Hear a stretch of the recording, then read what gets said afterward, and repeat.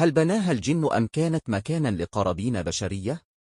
ما قصة مدينة سيفار الجزائرية وما حقيقتها؟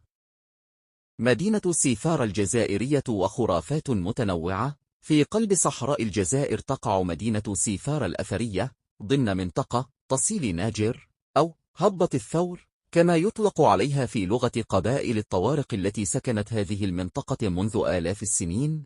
هذه السلسلة الجبلية التي ترتفع وسط الرمال الذهبية للصحراء في الجنوب الشرقي للجزائر تخفي بين ثناياها واحدا من أبرز الكنوز التاريخية، نقوشا على جدران الكهوف تعود إلى عصور ما قبل التاريخ. تلك النقوش البدائية ليست مجرد شهادات تاريخية، بل أصبحت محورا للعديد من الشائعات والأساطير التي غذت الخيال للشعبي على مر العصور. صعوبة للتنقل بين الدهاليز الضيقة والممرات الوعرة لجبال تصيل لم تفعل سوى إضافة المزيد من الغموض حول هذه المنطقة، حتى إن البعض ذهب إلى تصديق نظريات تفيد بأن كائنات فضائية أو حتى الجن هم من خلف هذه النقوش الغامضة.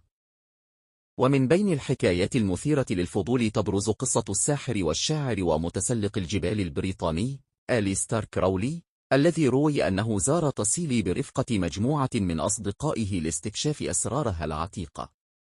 وتحكي الأسطورة أن جميع من كان معه اختفوا في أعماق الصحراء ليعود هو وحده، مضيفا طبقة أخرى من الإثارة والغموض حول هذا المكان الفريد. سيفار ضمن التراث العالمي لليونسكو. في تحول بارز على صعيد التراث العالمي، اعترفت منظمة اليونسكو بمنطقة تصيل ناجر كجزء لا يتجزأ من التراث العالمي في عام 1982، معلنة عنها كأكبر مدينة صخرية على الأرض بمساحة تقدر بأكثر من 89,000 كيلومتر مربع. اليونسكو بتوثيقها لهذا الموقع أبرزت القيمة الفنية والتاريخية العظيمة التي تكمن في أكثر من 15,000 رسم ونقش بدائي تزخر بها جدران كهوف المنطقة، ما يقدم لنا رؤية نادرة عن حياة وتطور الإنسان القديم.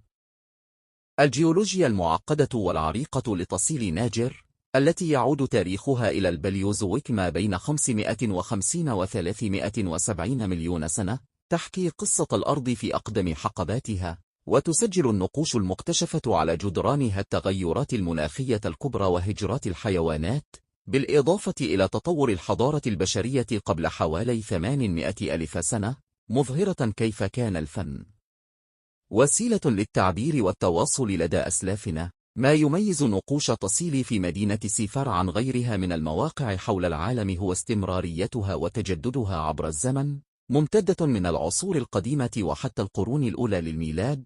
الجانب الديني والسحري الذي كرس له السكان الأقدم للمنطقة معظم نقوشهم يعد الآن مصدرا غنيا لدراسة الديانات قبل للتاريخ، خصوصا في فترة للرؤوس المستديرة التي تتضمن رسومات لأشخاص برؤوس مستديرة قد تفسر خطأ على أنها تمثل الفضائيين أو الجن، نتيجة لنقص الدراسات المفصلة. رغم تلك الأساطير والخرافات، تبقى الدراسات الموثقة التي تناولت نقوش تصيل بالتحليل والفهم ذات قيمة علمية بالغة، إذ تمكنت من تقديم نظرة دقيقة ومعمقة حول الحضارات التي عاشت في هذه الأرض القديمة، خصوصا خلال العصر الحجري الحديث، مع اكتشافات الفرنسي هنري لوت في عام 1969، والتي أظهرت للعالم هذا الكنز الأثري بمساعدة السكان الأصليين، وخصوصا جبرين من قبائل الطوارق. تأسست حظيرة وطنية في عام 1972 بهدف حماية وصيانة هذه المنطقة، وحتى عام 2020 أعلنت الحكومة الجزائرية عن تسجيل ما يزيد عن 17,000 موقع أثري في إقليم تصيل مدينة سيفار، ما يؤكد على أهميتها العالمية والثقافية العميقة. في قلب الصحراء الجزائرية، حيث يحكم الصمت المطلق والهدوء العميق، تتكشف لوحة طبيعية تحبس الأنفاس وسط هذه المساحة الهائلة من الرمال التي تصدح تحت الأقدام. يمكن للزائر أن يختبر معرضا طبيعيا نادرا، حيث نحتت البراكين والقوى الطبيعية تشكيلات صخرية تتحدى الخيال بجمالها وإبداعها، مقارنة بما يشاهد في أرق معارض النحت المعاصرة. على امتداد النظر في مدينة سيفر الجزائرية، تبدو السماء الصافية كأنها تلامس أرض الصحراء القاحلة في انسجام تام، مخلفة انطباعا عميقا بأن الأرض تضم السماء في حضنها، بينما تتنزل السماء لتمس الأرض بحنان. هذا المشهد، الذي كان يوما ما موطنا لواحة خضراء زاخرة بالحياة في غابر الأزمان، يقدم شهادة حية على التحولات المذهلة التي يمكن أن تشهدها الطبيعة عبر الآلاف من السنين. في سياق الاستكشافات المستمرة لأسرار مدينة سيفار، لم تقتصر الكشوف على الجوانب الدينية والروحانية وحدها، بل تعدتها لتشمل إسهامات حضارية قديمة في مجال صناعة الأدوات. يشير الأثريون إلى الفترة المعروفة الأشولينية خلال العصر الحجري القديم، حيث أبدع الإنسان القديم في تشكيل الأدوات الحجرية بأشكال متنوعة، وكان لسكان سيفار دورهم في هذه الحضارة من خلال إسهاماتهم في تصنيع هذه الأدوات. تطورت منطقة تصيلي لتشهد مرحلة حضارية أخرى يعرفها الأثريون بالحضارة المستيرية، التي تعتبر من ركائز العصر الحجري القديم الأوسط. هذه المرحلة شهدت تصنيع أدوات من الشظايا الحجرية الناعمة والمشذبة بدقة، على نقيض الأدوات الآشولية الأكثر استدارة أو بيضاوية. واستخدم سكان المنطقة هذه الأدوات في مهام متعددة مثل القطع والخدش، ولم يقتصر انتشار الحضارة المستيرية على تصيل فحسب، بل تعدتها إلى آسيا وأوروبا، وبدرجة أقل في شمال إفريقيا. بالإضافة إلى ذلك، تؤكد الدراسات على وجود ثقافة العاترية ضمن الحضارات التي أثرت في تصيل، وهي تعود للعصر الحجري الوسيط، وتميزت بوجودها في شمال إفريقيا من موريتانيا إلى مصر. استغل سكان تصيل سيفار، قلب الصحراء الجزائرية التاريخي، كشفت الدراسات الأثرية عن شبكة معقدة من التواصل والتجارة بين شعوب ما قبل التاريخ، مؤكدة أن هذه المجتمعات لم تعش في عزلة. أحد الأدلة القوية على هذا التفاعل هو العثور على أدوات حجرية بعيدا عن مواقع إنتاجها الأصلية، ما يشير إلى وجود نوع من التجارة القديمة في سياق متصل. تظهر شعوب الصحراء، ومن ضمنها سكان مدينة سيفار في تصيل، كيف ساعدت الظروف الطبيعية كالأنهار التي كانت تخترق الصحراء الكبرى في إيجاد جسور للتواصل بين الشمال والجنوب والوسط.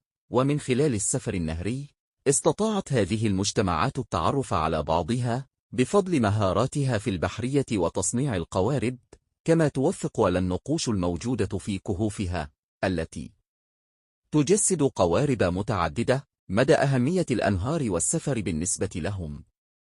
يبدو أن تصيل، التي تعد اليوم صحراء قاحلة، كانت في الماضي أرضا خضراء مليئة بالحياة، حيث كانت سهولها الخضراء موطنا للزرافات وأفراس النهر والغزلان والأبقار والأغنام. وقد كشفت دراسات أثرية طويلة أن سكان تصيل القدامى مارسوا لا الرعي ولا الزراعة، مستفيدين من تلك الظروف الطبيعية الخصبة.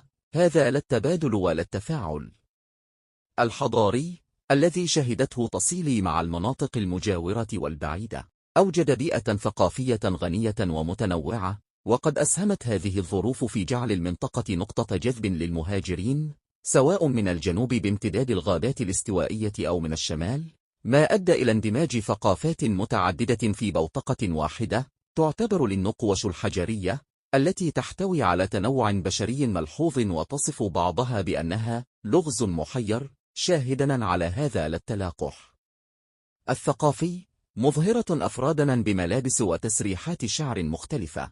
وهذه النقوش تظهر أيضاً ثمار رحلات التجارة والتبادل الحضاري التي قام بها سكان المنطقة، ما يشبه إلى حد ما لوحات الاستشراق التي رسمها الأوروبيون.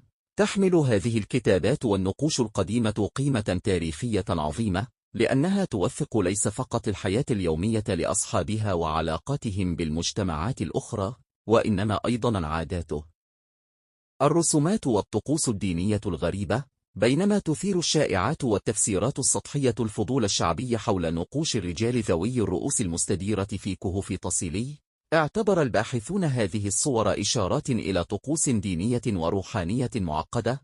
هذه الرموز، التي قد تبدو غريبة للعين المعاصرة، تشير في الواقع إلى عقائد إيمانية عميقة للبشر الأوائل الذين استوطنوا سيفار ومنطقة تصيل عموماً. تعكس هذه النقوش فهماً متقدماً للرمزية الدينية، مشابهاً للتقاليد المصرية القديمة التي تصور الرجال يرتدون أقنعة الحيوانات في طقوس التحنيط، لا سيما قناع ابن آوى المرتبط بأنوبيس إله الموت. هذه الممارسات لم تكن تعبيراً حرفياً عن الواقع، بل كانت ترمز إلى مفاهيم روحانية عميقة، مثل إرشاد الأرواح في العالم الآخر.